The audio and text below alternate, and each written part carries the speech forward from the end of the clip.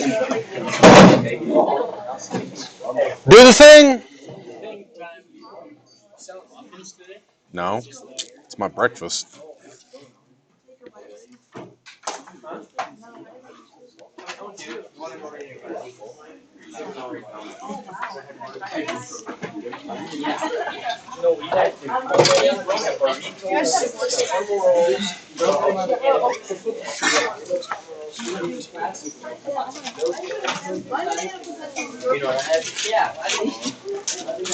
This is basically my breakfast. It's easily with garden sausage chips and a fruit snack. So it's the mix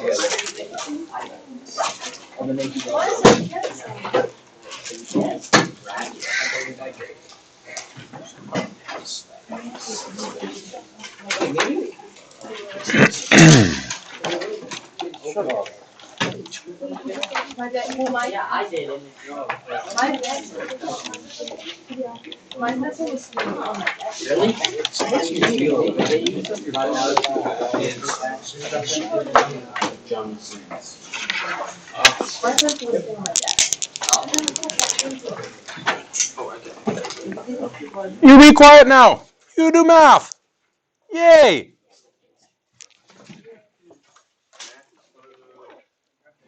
It actually is.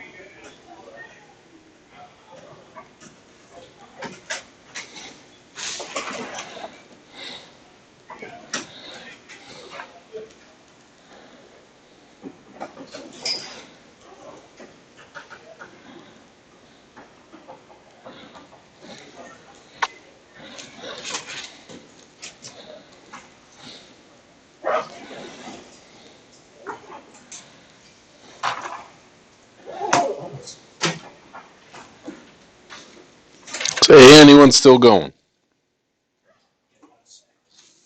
Okay.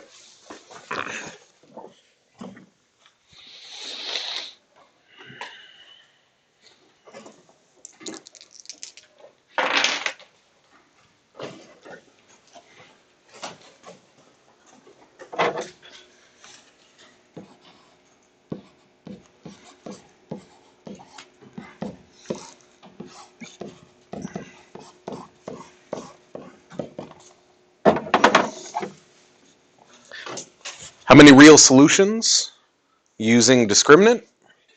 I only need the b squared minus 4ac part of my quadratic formula. Jam in a 4, -2, and a 7. Getting 16 plus 56. So since 72 is a positive answer, how many real solutions does it have? 2.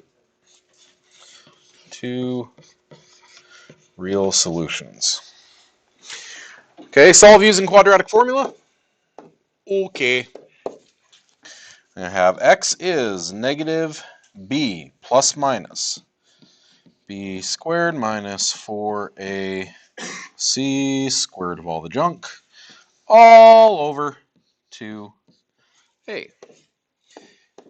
And in there goes.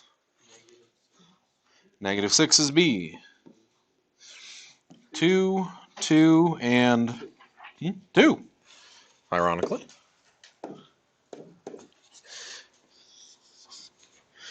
A -6, 6.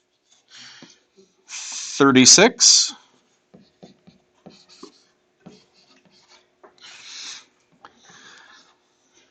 Huh. It's close, but 32 minus all over 4. What? I added an extra 2 in there for some reason. Boo. Hey, just 2 more. No. No. No.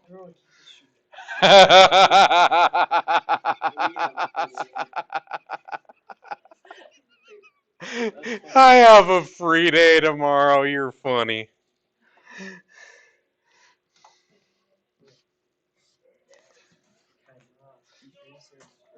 No, it's not. But I am 1v2 against both of my goblins because my sister-in-law is visiting. My wife and my sister-in-law are going to go to Deadwood and do a bunch of spooky Halloween crap.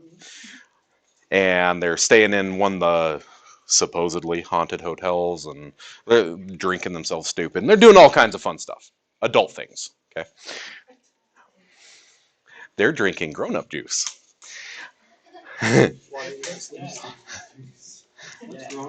So, I get a 6 plus or minus square root of 20 over 4.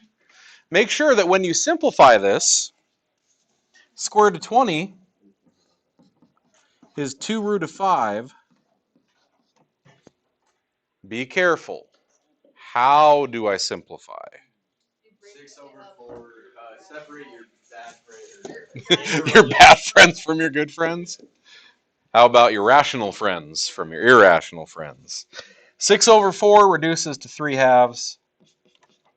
2 over 4 reduces to 1 half. A square root of 5. So square root of 5 over 2. Okay. No. There is no day off tomorrow. It is game on with the goblins. So, we got discriminant and solve. Here's what I'm going to do. You got some work to back it up. You got the answer. You got the work to back it up. You got the answer in the correct form. So you ran it all the way to the end zone and you spiked it. Okay?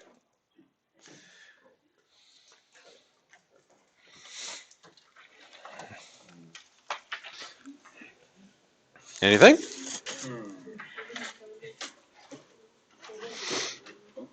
How are we doing with these? Like, I can do it, but if I just miss that negative, or I do this dumb thing with the 4 times 2 is 16, then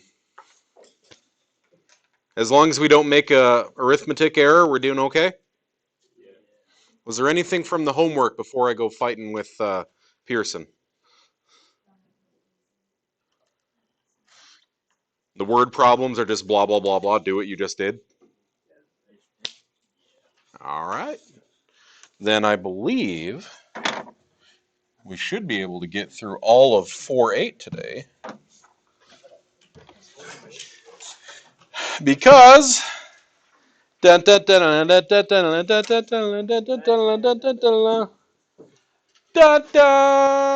imaginary numbers.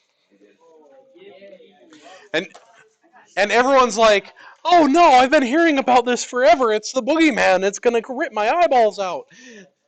Yo, you ready for this?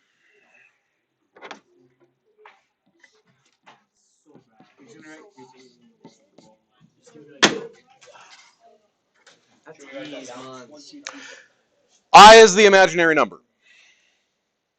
That's it. What's a positive times a positive? What's a negative times a negative? So what times itself will make a negative 1? Nothing. Nothing times itself will ever make a negative 1. Right? What are you going to do, like half of a negative? Like, you can't take something squared and make a negative number. Therefore, the square root of negative 1 is impossible. Go ahead, you got a calculator, try to do the square root of negative 1, and it's going to say, nah. Not just error. Specifically, what does it say? Non-real answer. So, long time ago, famous dead dudes figured out, okay, I know this is impossible, but what if I just threw a variable there to pretend it was? What could I do? And it opened up an entire new realm of mathematics. Because if I can create things using this idea of an imaginary number, all of a sudden, all of those polynomials that were like degree 5, but for some reason they only had 3 answers, now all of a sudden they do have 5 answers. It's just 2 of them are imaginary. And it allowed them to push further into mathematics. Where are we going to use imaginary numbers in the real world? Never!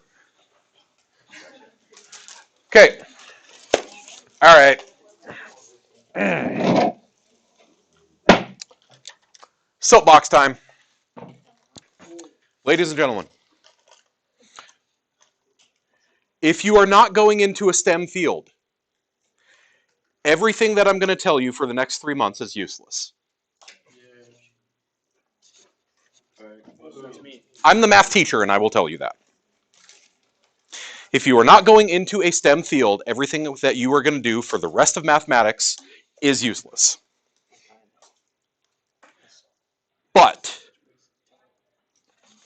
But, if you want a degree of any kind, if you want an associate's in culinary arts, if you want a 2-year associate's in early child care, you need at a minimum you've heard of generals, people who go and do their generals at the local college and then transfer out. One of those generals is college algebra, which is effectively algebra 2.1. So, if you want the piece of paper that allows you to get certain jobs that say minimum requirement, a bachelor's in business administration, which is just degree in office stuff, y'all, you got to do college algebra. And college algebra is just this class again, except you pay for it. And part of it is included with imaginary numbers, polynomials, imaginary roots to radical equations, all that kind of stuff. Now, if you go further, if you're headed into a STEM field, you will use all of this. But we finally got there. See, I teach Algebra 2 and Pre-Calc. I teach at the upper end of high school mathematics, and I'm also one of the first to tell kids it's stupid to force everyone to take this. I do this because I'm trying to get you through in the easiest way possible. How many of you know Algebra 2 is the end of the road? Like, I did what I need to graduate, let me out. Okay? Because Algebra 2 is also the minimum requirement to get into a four-year college. Because the general that you take your freshman year of college is college algebra, which is this class again, with just a little sprinkled on there. They'll do a tiny bit of conics and trig functions. That's it. So you need it. You need it to jump through the hoops to get the piece of paper that gets you the job, that gets you more money.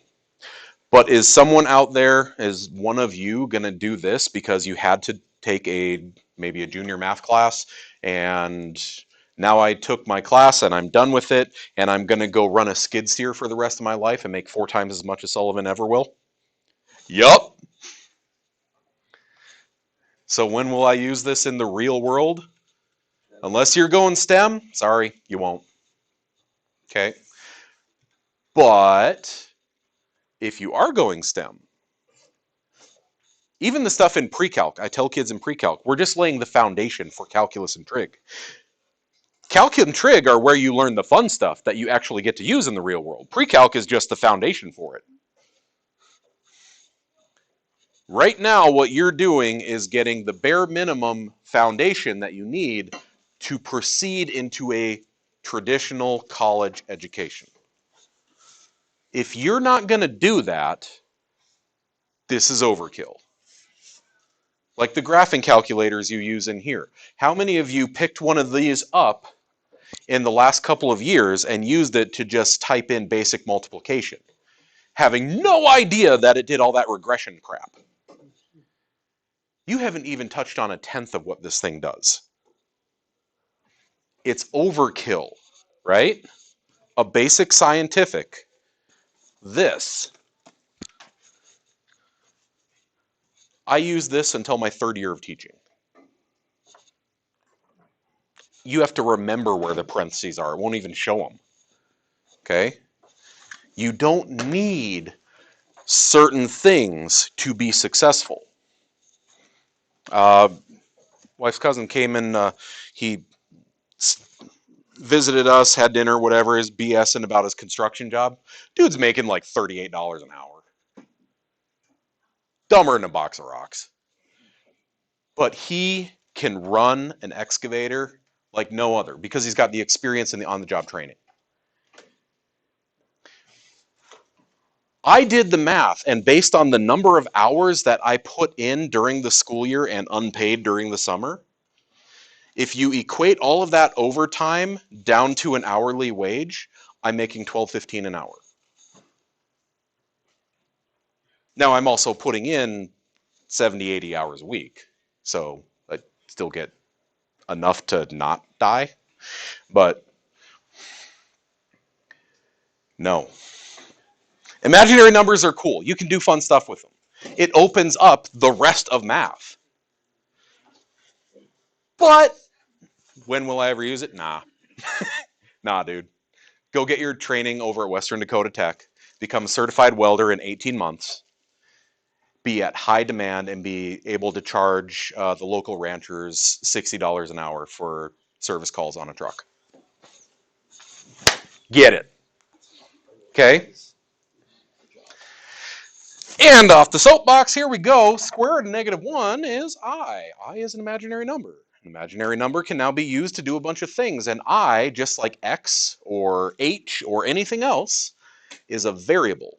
Now, this isn't specifically a variable in that it's holding the place of something unknown. It's a variable in the place that it's holding the spot of an idea. The same as pi. What is pi? Okay. No. That's the approximation of pi. What is pi? No. What is it? Number. Something you eat. Circle stuff. Something you eat. It is the ratio of circumference to diameter. Circumference divided by diameter. That's what pi is. Pi represents that idea. And since that idea is an infinite irrational number, I just put pi. And that's it. From here on out, if I ever have the square root of a negative number, I'm not going to say no. I'm just going to toss an I on it. And that's it. That's all you do. So, example. Square root of negative 5. As of yesterday, we would say, nah. Now, I'm just going to break that into the square root of negative 1 times 5. And since the square root of negative 1 is I square root of 5. That's it. And it opens up so many possibilities just by using that idea. Also, I want you to know that this is the way we're going to write it most of the time. Technically, what you're supposed to say is square root of 5i as a coefficient of I. But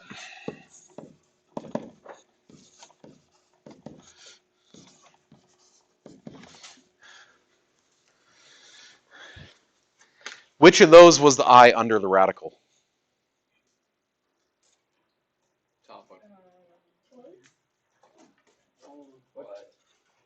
On one of these three problems, I wrote very fast. I wrote square root of 5i. Yep. Can you even tell? Yeah. Unless I have a degree of separation here where it's obvious and you can tell that the I is outside of the radical, the difference between this and this was a difference of a quarter inch. One of them had an I under a radical. Square root of a square root of negative 1. Fourth root of negative 1. That's something you kidding me? I just learned this. We're not ready for that yet. So that's why we usually write the I out front. Because otherwise it's just hard to tell with some people's handwriting where the I even is. All right. So, square root of negative 18. Back in the day, if it was just 18, I would have broken that into 9 and 2. Right? Square root of 9 is 3. But now what I'm going to do is that square root of negative 1, I'm just going to call it an I. 3i root of 2. Ta-da! And now I get to start doing so many things. Anytime I have a square root, specifically square root, not cube root, not fourth root, not ninth root, specifically a square root of negative 1, I'm just going to put an I.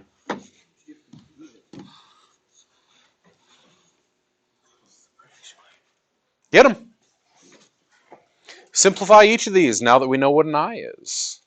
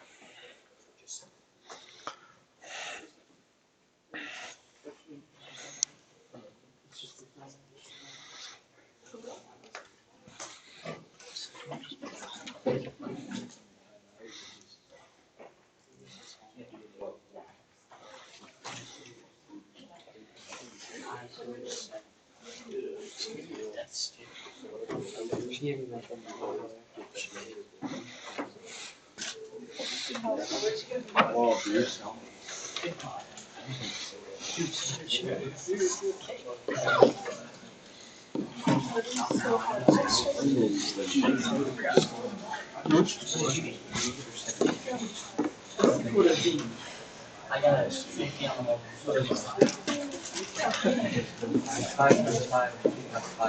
5.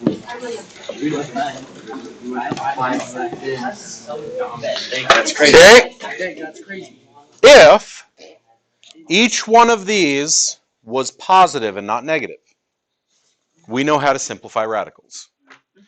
Do not put a plus or minus on them because we didn't put the square root there. If we put the square root there in the process of solving, okay, now I need plus or minus. But without, I just call it the principal root. The only difference is now there's an I. Now there's an I. Now there's an I. That's it. That is the only difference. I now know how to do square roots of negatives. Now they're not real. I can't actually find them on a coordinate plane unless I rename one of the axes to the imaginary axis. I can't, it doesn't exist. It's just an idea, but it's an idea that I can work with. Think about our language. How many of the things that we say, it's not something concrete. It's abstract, but I can still work with that idea. Okay? Irritation. Is irritation concrete? Can I see it? I can see the effects of it, but I can't actually see and touch irritation. Okay? I can't come over to the girl who sits right here in my algebra half class who hates the other 27 kids in her class. And I can't just take the irritation and be like, stop that. But I can work with it because it's an abstract idea and I know what the effects of that idea are. I can work around it. I can use it to inform my decisions. I can use this I to start monkeying around with math that otherwise I wouldn't have been able to. Are these the same thing? What's different about them? If I have a negative on the outside, then it's just -8. But if I have it on the inside, it's an 8i. One is real, one's imaginary. We talked about separate your rational friends from your irrational friends. Well, separate your real friends from your imaginary friends. Otherwise, you won't have any real friends.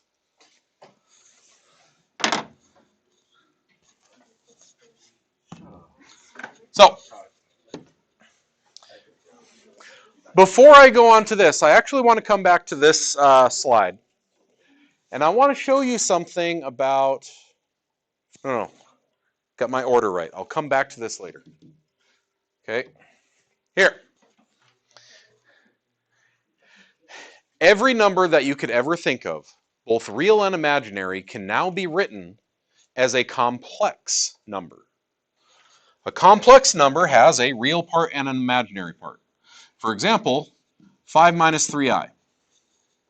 5 is the real part, negative 3i is the imaginary part. Together, that is a complex number. For example, if I were to ask Dawson who his girlfriend is, he would say, it's complex.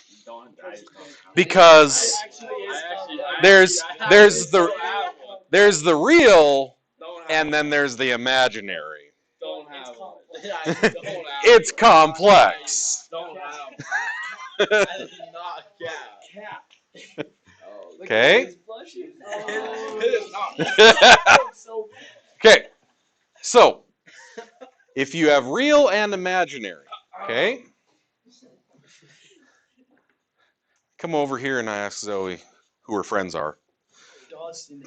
Who's your best friends? And she says, it's a little complex. Because maybe her best friend is Bing Bong the Clown over here. Right? Or no, the elephant, right? It was like part elephant, part dolphin. Whatever, Bing Bong from Inside Out. Right? The imaginary friend. Okay. So if I ask who your friends are and you're like, oh, it's a little complex because no one can see Bing Bong. Okay? Imaginary friend and real friends. Okay? Now I want you to look over here. When I say that every number can be written as a complex number, how do I write just 6? 6 is a real number. How do I write it as a complex number without changing its value? I put a 0i on there, right? Real part, imaginary part. It's still 6 because there's no imaginary parts to it. But there's a real part and an imaginary part. Therefore, it is a complex number. A pure imaginary number like -2i, I can turn that into a complex number by just tossing a 0 in front of it. It is now a complex number. So you can turn a real number or an imaginary number into a complex number by just having the other part 0.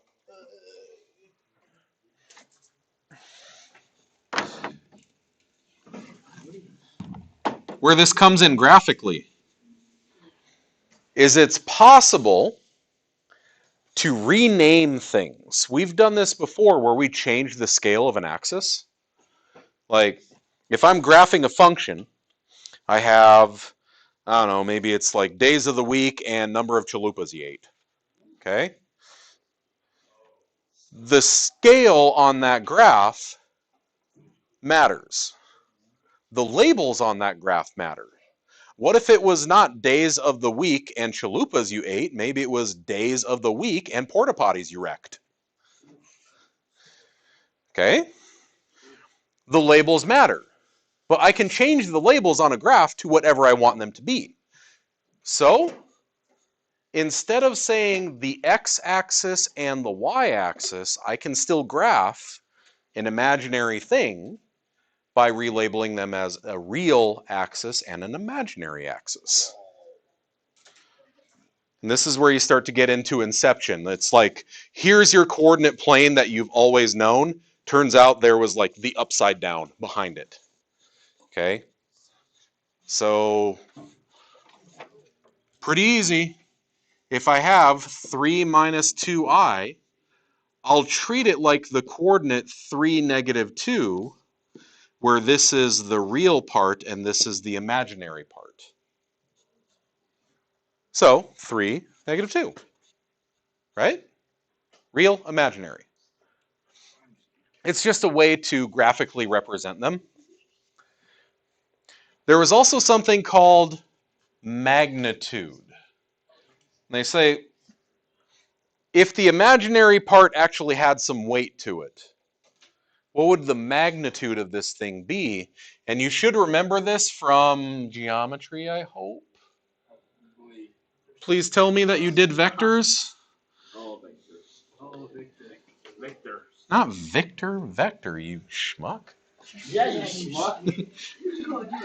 Okay. You said Victor first, so Oh my gosh. You schmuck.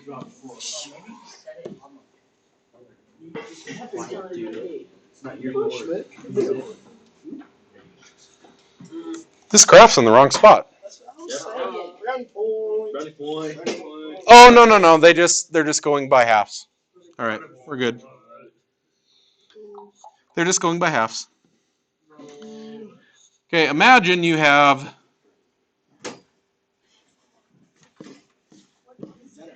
it's a really bad truck. That's a.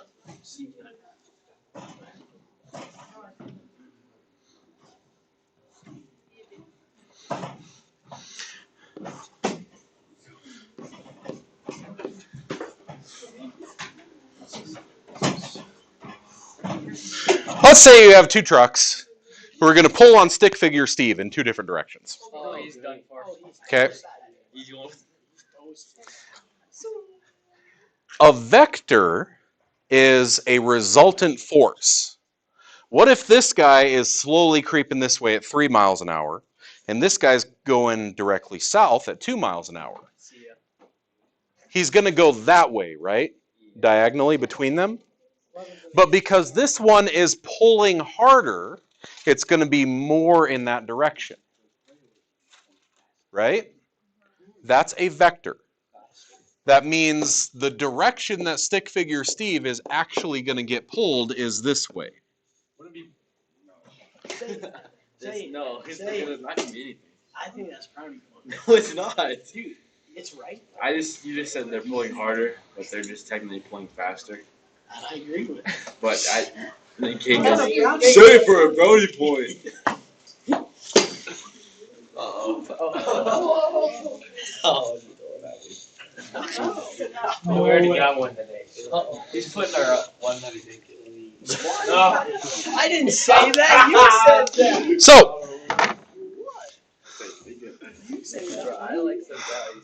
God, I didn't even say I it. thought you two more. now, Why'd you say it? a vector is going to have a resultant force. They are still both going kind of in the same general area. So won't it pull harder that direction than just one of them by themselves?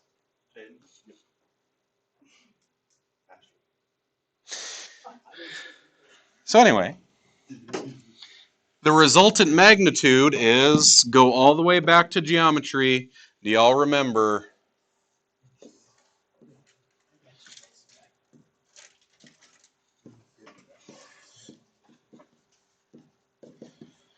Our good old friend Pythagoras. I'm not a big fan of A squared plus b squared equals c squared. Pythagorean Theorem is going to get you that resultant force, or in this case, the magnitude of the imaginary number. You just do Pythagorean with this. If I do the square root of 3 squared plus 2 squared, it's the square root of 9 plus 4, which is the square root of 13. I say my magnitude is square root of 13 in that direction. You should have done a lot with vectors at the end of geometry. I know you didn't. That's why normally the first that kids see it is, sad to say, in physics. And then they get absolutely wrecked by it because, yeah. So, I can graph each of these. -5 plus 3i. If I, instead of having x and y axes, I'm now going to relabel this as my real axis and my imaginary axis. So I treat -5 plus 3i like the coordinate -5, 3 on the real and imaginary axis. So it's just -5, 3. 1, 2, 3, 4, 5, there. Okay? Want to be positive 3? Yep. Son of a... Let's go! All right. Nice. But here's what we're going to do. One more. No. Here's what we're also going to do. What? Oh, wait, he really doesn't want to make us friends. What? Bro, Okay? Because I am thoroughly distracted right now. So, fair is fair.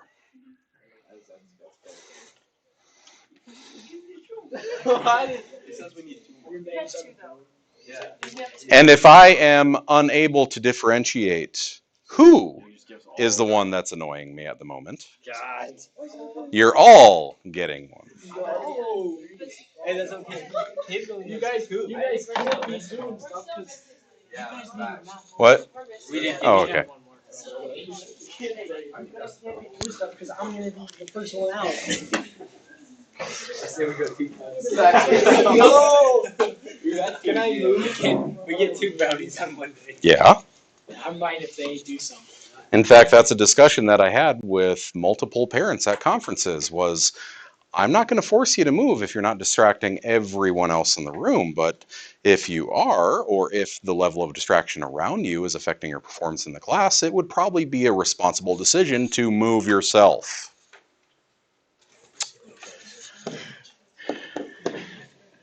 Connect the dots.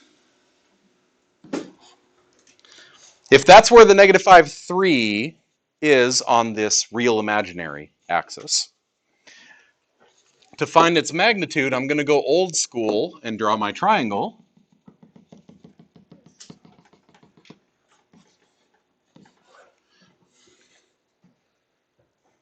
Do Pythagorean.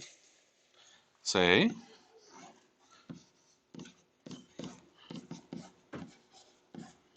now technically it's a negative 5, but when I square it, it's just going to be positive again anyway.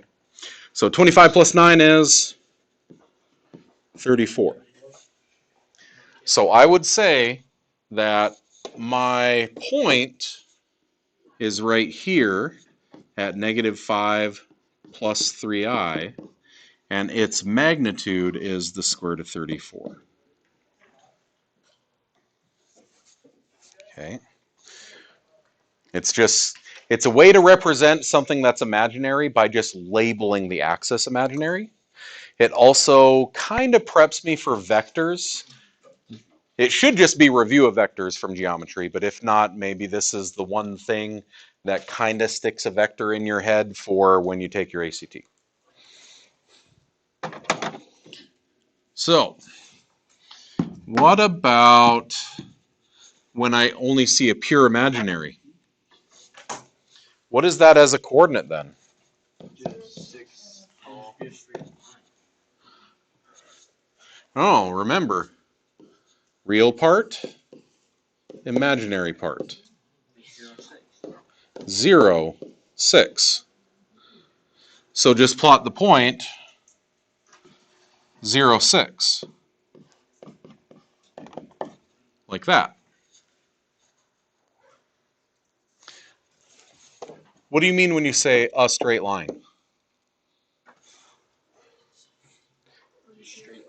Oh, all lines are straight. But how about a vertical line? From 0 directly to that point. And I don't even need to do the Pythagorean business because I can just count boxes. Right? Say the magnitude is 6.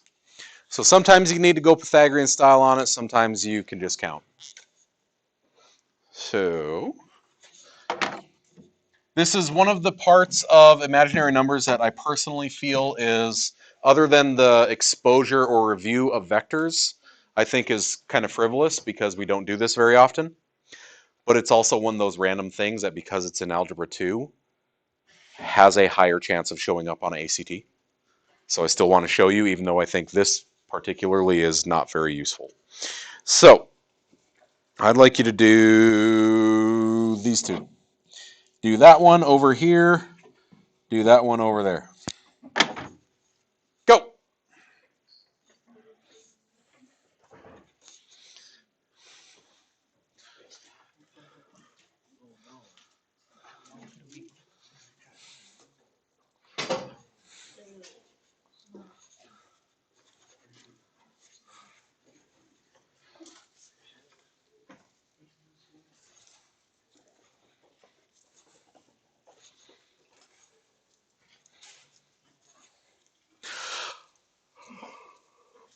Oh, I never did attendance.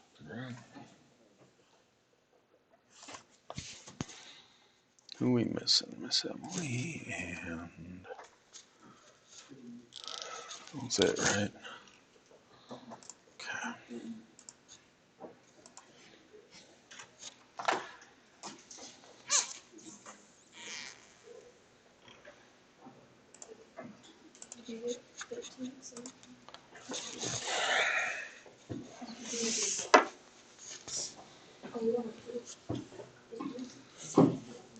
Well, yeah, I didn't want to clutter them up too bad. You already got one on each.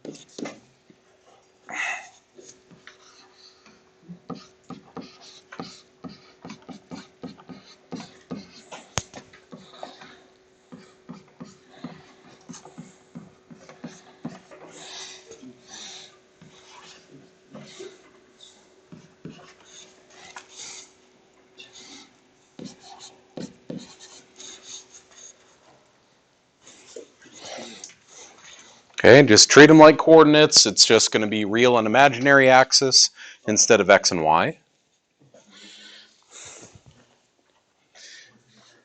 Use Pythagorean Theorem on the real and imaginary portions.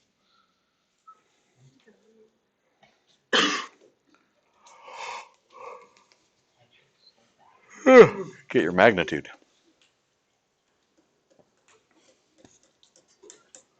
Y'all good? Okay. Again, kind of going back to what James was asking earlier, this specifically, until you start getting into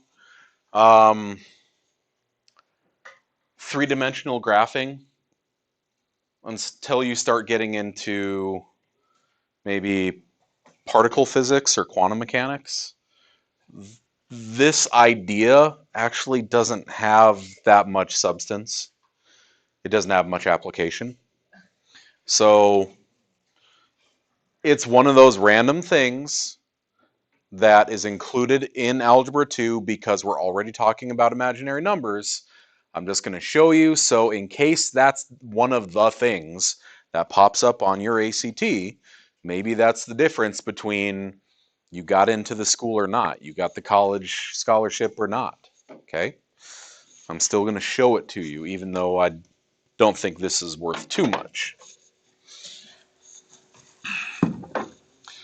All right, we're going to start doing the thing. Yeah, we're good. Okay, we're going to start doing the thing. Before we do the thing, I'm going to back up to here. And we're going to add a little something in here that isn't actually in your book. But it's relevant to what we're about to do. So somewhere down here at the bottom, ladies and gents, you get today your first ring.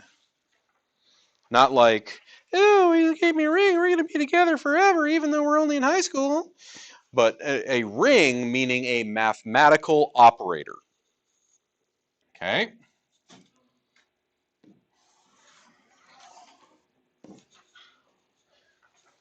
A ring, as a mathematical feature, is something that will repeat itself over and over. It's not like a normal number line where it heads off to infinity. It's just going to circle back on itself. At the top of the ring is I to the first. Okay? I to the first is the square root of -1. What happens when I square a square root?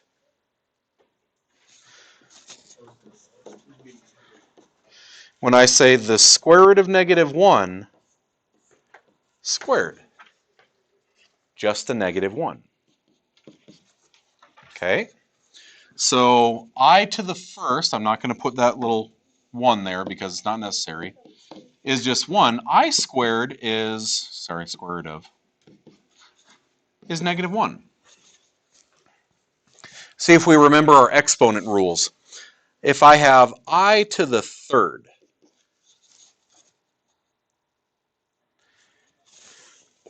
I could write that as I squared times I,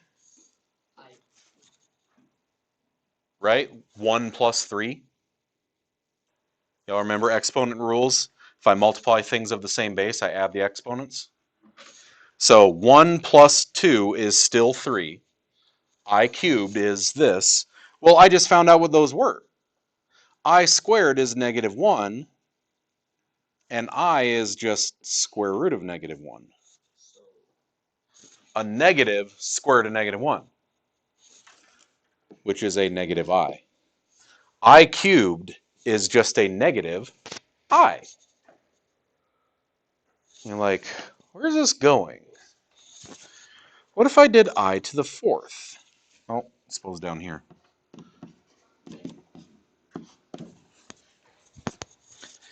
I heard over there. What? Well, a pair of 2's. I squared times I squared. right? I squared times I squared will make I to the fourth. 2 plus 2 is 4. But what's I squared?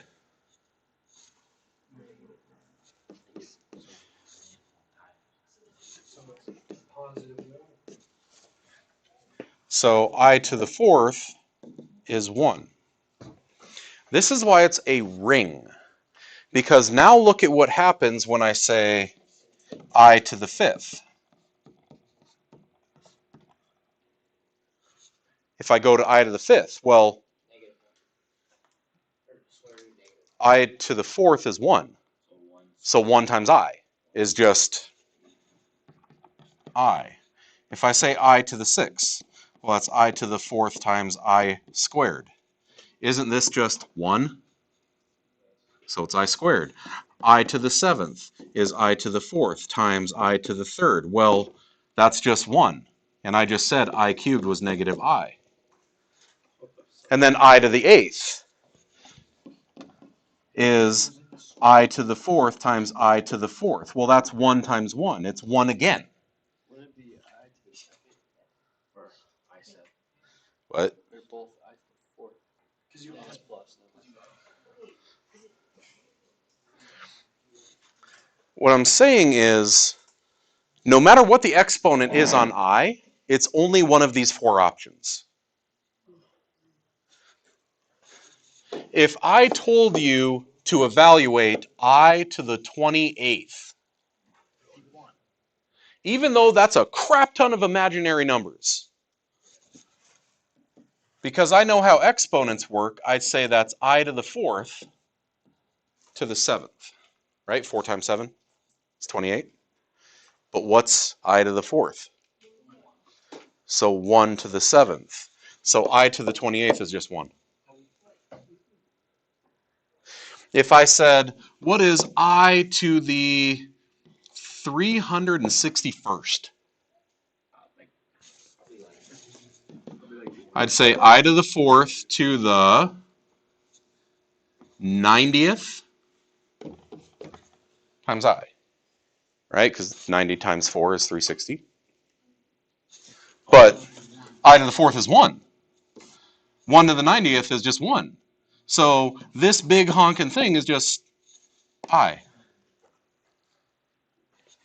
It's called a ring because it doesn't matter where you go, you end up right back where you started.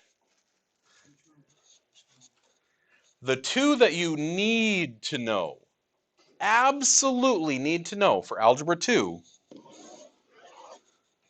are these ones. Right there above Callister's head. I squared is negative 1.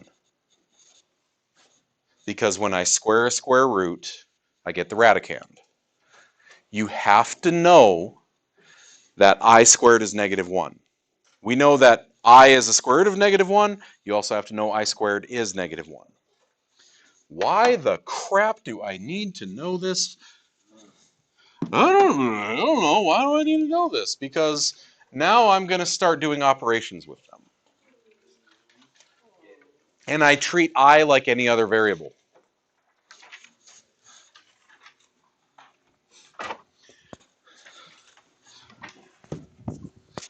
So, y'all, when I ask how many friends do you have, you add up all your real friends and you add up all your imaginary friends. You should probably keep your real friends and your imaginary friends separate. Otherwise, your real friends will abandon you just because they don't like Bing Bong. Add your real parts. Add your imaginary parts. That's it. 4 plus a negative 4 is 0. Negative 3i plus a positive 3i is also a 0i. 0. If I try to subtract things, well, I still distribute just like that was an x. Say 5 minus 3i plus 2 minus 4i, combine like terms. Put your real friends together, 5 plus 2. Put your imaginary friends together. Negative 7i.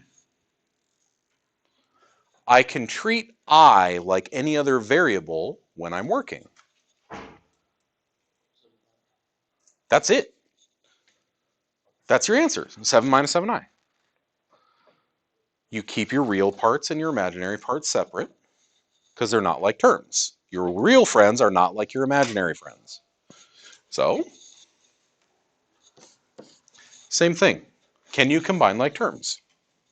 This is also why throughout math, if you notice, maybe look back through your Algebra 1 stuff, look back through middle school stuff, you got a younger sibling. We never ever used I as a variable. And it was because of this reason. I means something.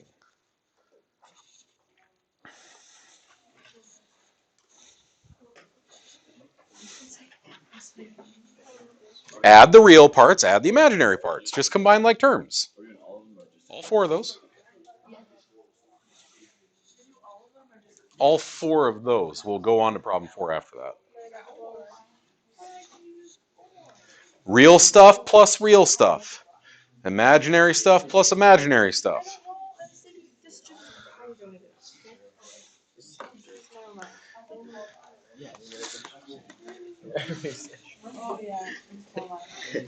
Don't overthink it.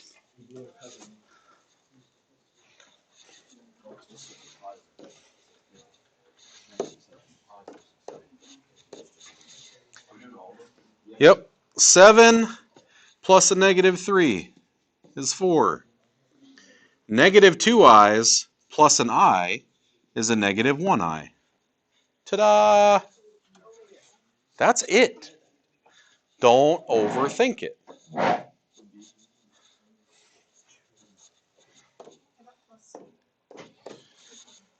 Real part minus real part.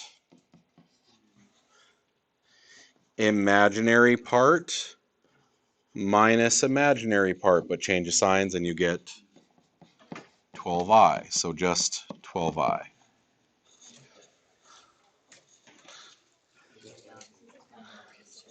Don't overthink it. You're just combining like terms.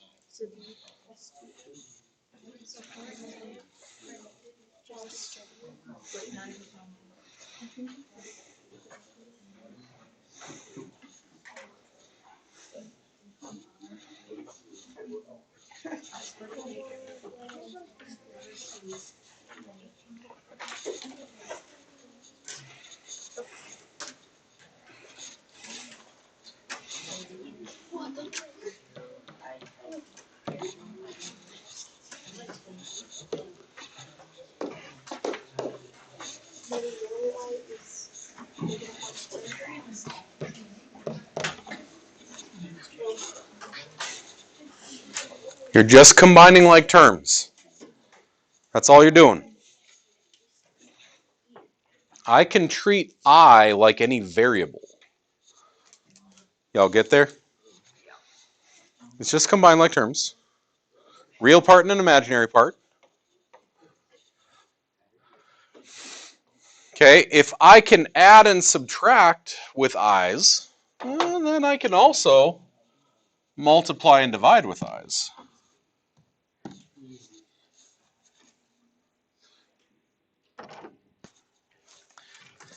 But that's why we had to go through that ring business. Because 3i times a negative 5. Negative 15i. 3i times 2i. 6i squared, right? I times I is I squared. But now we know I squared is what? Negative 1. So I have to come back here and turn this into a negative 1. No. I squared is negative 1. So replace I squared with negative 1s. What's 6 times negative 1? Negative 6. That's it. Negative 6 minus 15i. And I wrote it in that order because you should always put your real friends before your imaginary friends. Otherwise, you won't have any real friends. Okay.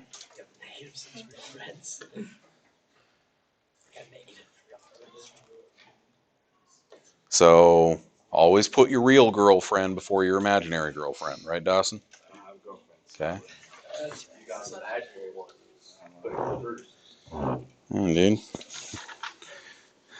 If you get an actual real live date, then you go on that date, not the date with Angela. Okay. Every day. So Day and night. same thing's going to go for this. I get a -4 minus 8i. I get a -3i and a -6i squared. But I have to remember I squared is a -1. So I'll cross this out and say that's now a positive regular 6.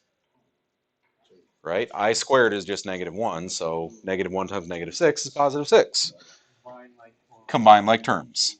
-4 plus 6 is 2, and -11i. Put your real friends with the real friends, your imaginary friends with your imaginary friends. Same thing. Take a -6 times a -6. A -6 times a -I plus 6i. And I, what? Oh, one of you behind me was saying 12. I times a -6 is a -6i. And I times a -I is a -I squared. But I squared is really a -1. So when I subtract a -1, I'm actually just adding 1. But then those two cancel. So I just get 37.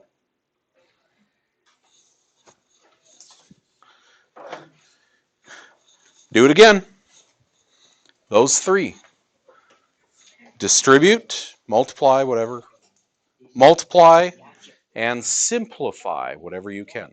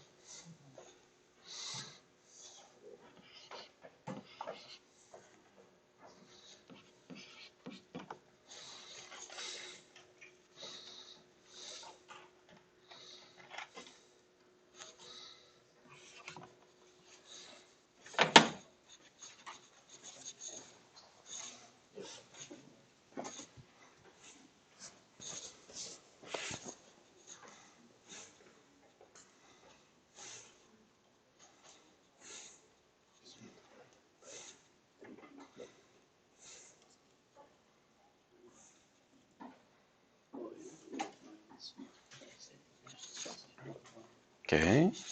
Talk it out with your neighbors. Write it out. When in doubt, write it out.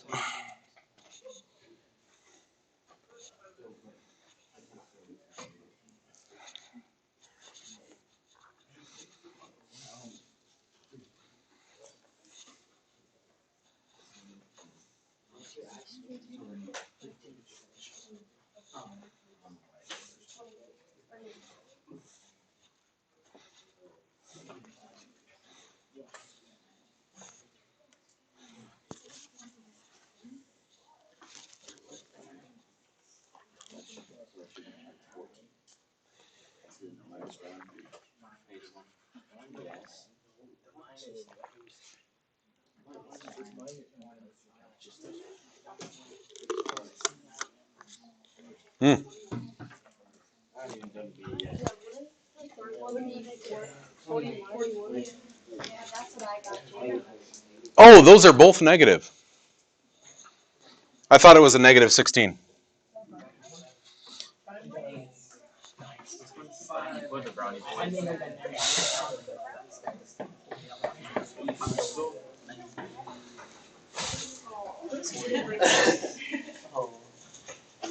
Yeah, that was just a legit screw up.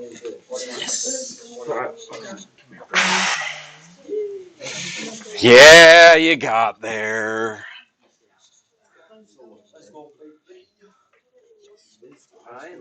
Let's do this one. I'm still lost on number 2. No, like 3 I squared negative 1. Because there is a negative on both those fours. Yes. Please, actually. Hold on.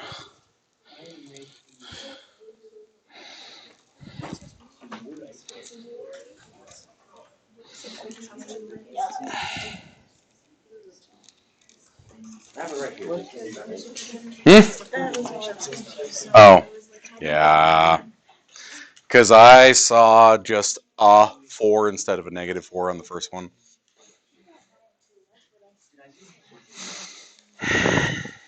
So then you add 15 to 8.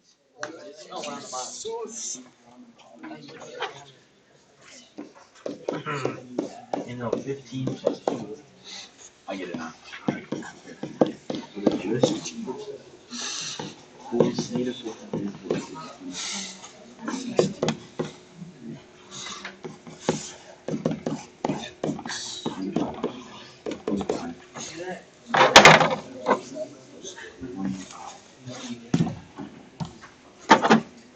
Okay.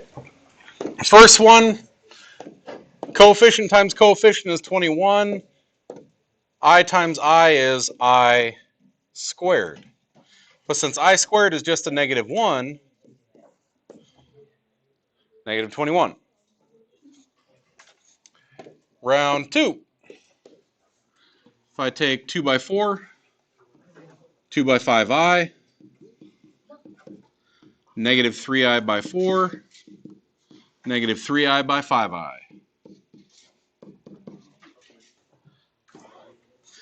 You have to remember that I squared is a negative 1, so it turns it into a positive 15. 8 plus 15 is 23. 10 i's minus 12 i's is negative 2i. A negative 4 times a negative 4 is a positive 16. A positive 20i, a negative 20i, and a negative 25i squared. Okay, I want to point something out here about this one because it's kind of special. Look at the one right above it on your paper. Didn't the same thing happen where I squared cancels, but then these two terms zero out?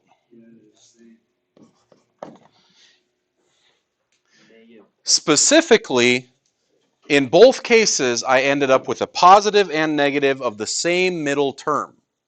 Look at the original problems. What was the same between them?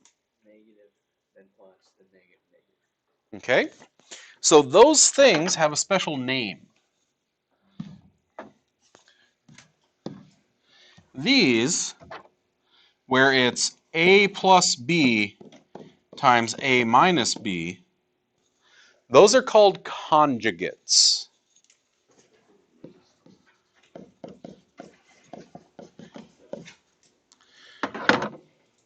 Should sound familiar if any of you do a foreign language, anyone in French or Spanish, to conjugate a verb. Okay. To conjugate means to go with, to complement. In math, conjugates are the same binomial with different middle signs. because they get rid of the middle term. And that's very important. We saw this with our factoring. Go back to this.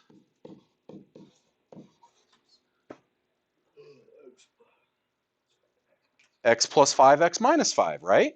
Those were conjugates because they got rid of the middle term. You were looking for factors of negative 25 that added up to 0 in the middle. Those are special. The fact that they get rid of all of the i's is very special because they're going to do something cool for me back here when we divide. Before we do, how are we feeling about this add, subtract, multiply thing? So long as we don't say negative 4 times negative 4 is negative 16. Oops. That's okay. Hey, we got time. Uh-oh.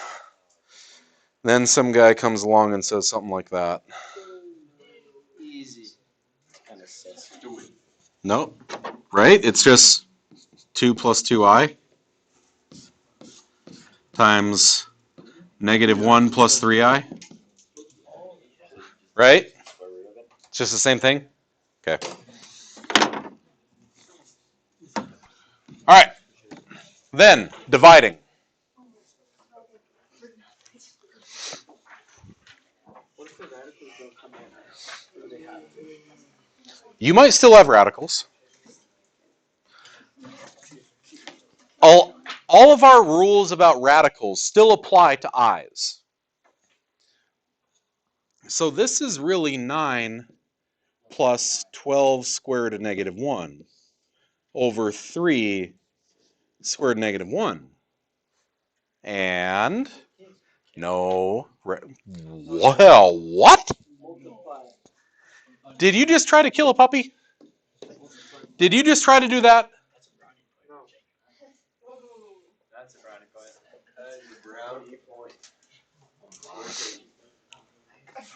In fact, I think, if I remember right, I think Miss McCreary actually went and found that poster that said every time you do this, you kill a puppy. Like, this is mathematical heresy. They're both over 3i.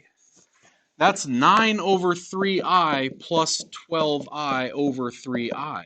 You can't just poof one of them out of existence. Okay? Don't ever, ew, that's freshman math.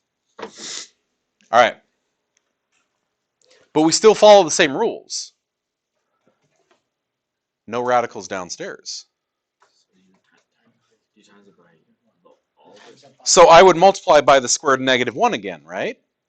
But I don't have to do all this square root of negative 1 business.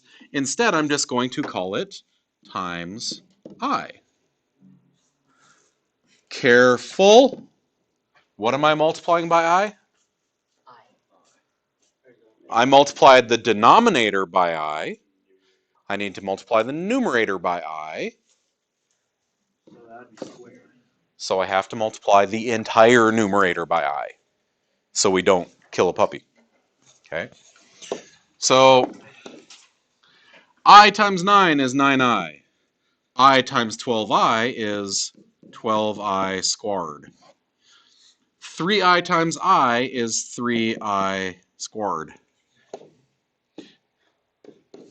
And I squared is really a negative 1. I squared is really a negative 1. So I now have 9i minus 12 over negative 3. That is ugly. Stop that.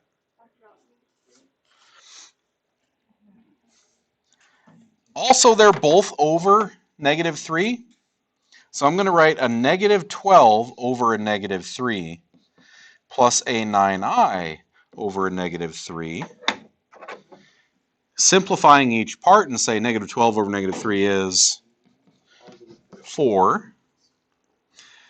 9i over negative 3 is a negative 3i. Also, if I came all the way back to here, separate your real friends from your imaginary friends, just like we had to separate our rational friends from our irrational friends. You think you get in trouble when Rylan over here says, let's go cow tipping and paintball shooting?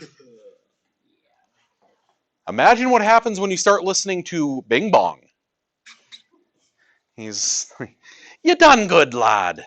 Now you know what you have to do. Burn them. Burn them all. Do you really want it? It's a line from The Simpsons, okay? I'm not actually crazy. I don't listen to Frank. I mean, my board.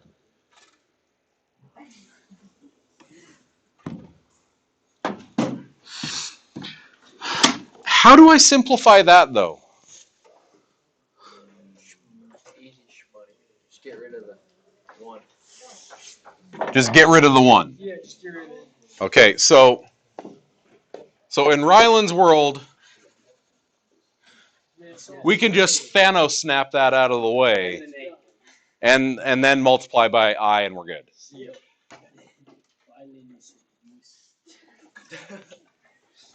No. Okay. But what happens right now if I just try to multiply this by I to get rid of that one? What's going to happen? You just throw an I over there. Oh, that's okay. I'll just multiply by another I. And then you have But then, the ring. Following your tail. so I'll use that concept of conjugates that always got rid of the i's to get rid of this one. To simplify, when I divide by a complex number, I'm going to multiply by its conjugate.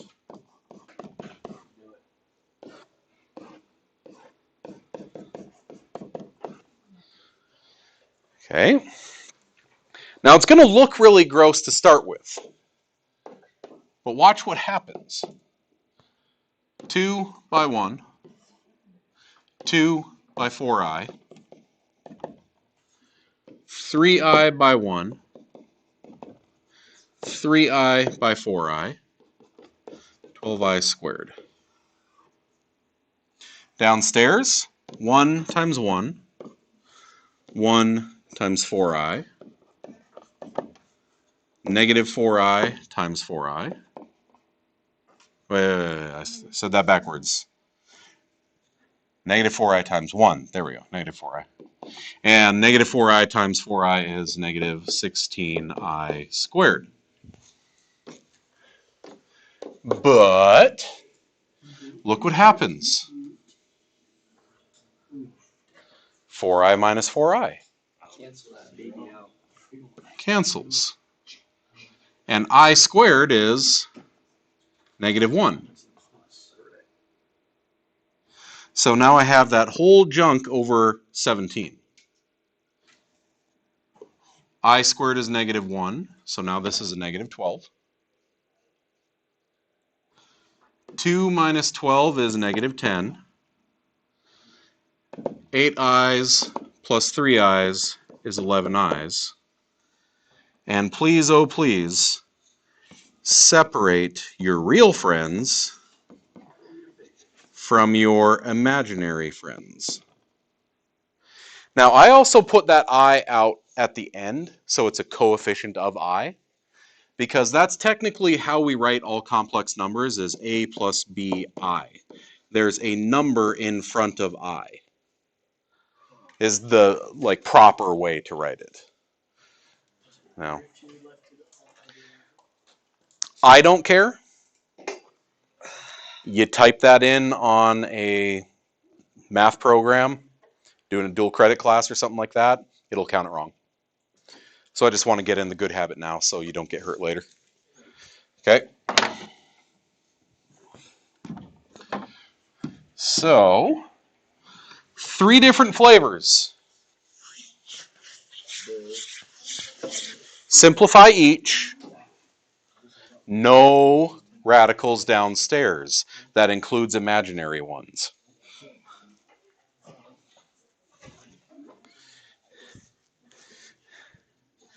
If Bing Bong is down there telling the girls to throw a rave, Well, we still should get Bing Bong upstairs.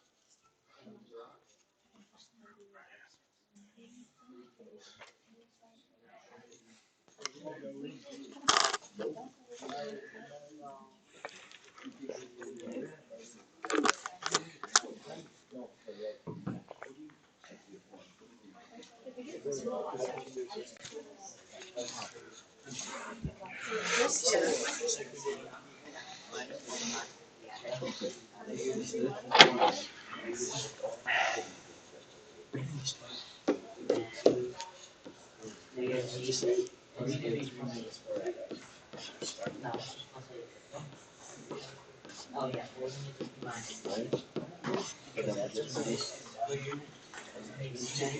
Because it's on the denominator.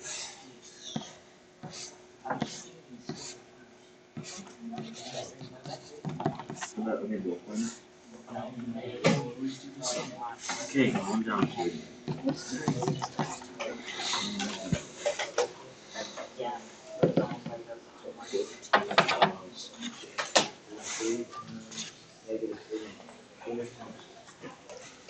Four times three. Oh wait, no, we just did that. Okay. Negative 6 squared. I should have done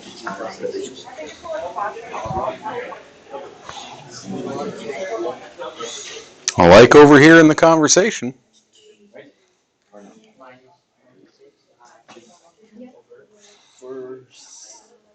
Okay, no, that's definitely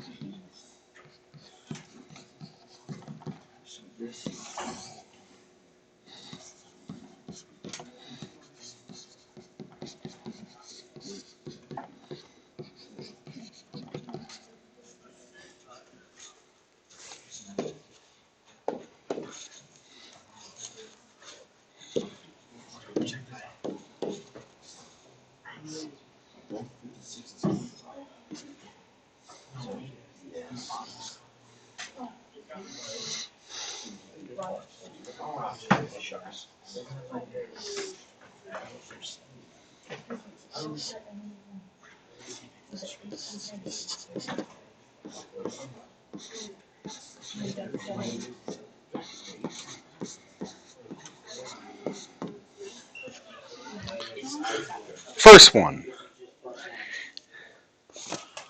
Multiply by 3 minus 4i, the conjugate of the denominator. Please do not just make the denominator disappear. I'll see kids do that by accident. They just think if I multiply by it, it's gone. Okay.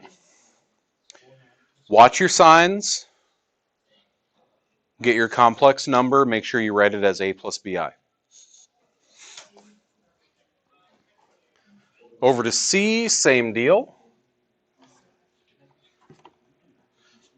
Except we'll have, what's that, 15? Yeah, 15. 15 over negative 112 over. Cancels, add it. It's 113. Ew. Ew. Yucky. On B, like, someone's going to call that 0 plus 6i and try to multiply by 0 minus 6i. That's overkill. Times I. Just call it 4i minus I squared over 6i squared. Positive 1, negative 6. So negative 1/6 minus 4 over 6 reduces to 2/3. How many of you actually multiplied by the negative 6i, though? And then you just had to reduce at the end, right? Oh, well. Still got there.